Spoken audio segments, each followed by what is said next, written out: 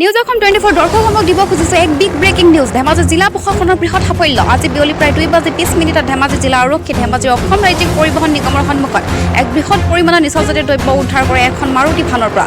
তেওঁলোকে লাভ কৰা গোপন তথ্য অনুসৰি উদ্ধাৰ অভিযান চলাই থকা সময়তে জিলাপথাৰৰ পৰা গোগামুখ অভিমুখী বাহনখনৰ পৰা উদ্ধাৰ কৰা দ্ৰব্যসমূহ গাড়ী বেটেৰী ৰখা স্থানত আনিছিল বুলি প্ৰশাসনৰ লোকে জানিব দিয়ে।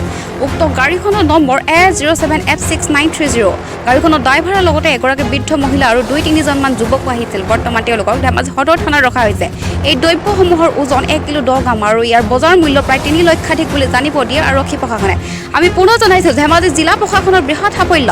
আজি বিয়লি প্ৰায় 2:20 ধেমাজি জিলা আৰক্ষী ধেমাজিৰ অসম ৰাজ্যিক পৰিবহণ নিগমৰ সন্মুখত এক বৃহৎ পৰিমাণৰ নিচাজাতীয় দ্ৰব্য কানি উদ্ধাৰ কৰে এখন মাৰুতি ভানৰ পৰা।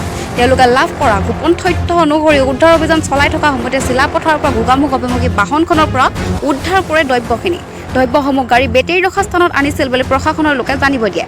উক্ত গাড়ীখনৰ নম্বৰ A07F6930। গাড়ীখনৰ ড্ৰাইভাৰৰ লগতে এগৰাকী বৃদ্ধ মহিলা আৰু 2-3জন যুৱকো আহিছিল। বৰ্তমান তেওঁলোকক ধেমাজি সদৰ থানাত ৰখা হৈছে। এই দ্ৰব্যসমূহৰ ওজন 1 কিলো 10 গ্ৰাম আৰু বজাৰ মূল্য প্ৰায় 3 লক্ষাধিক বুলি জানিব দিয়ে আৰক্ষী প্ৰশাসনে।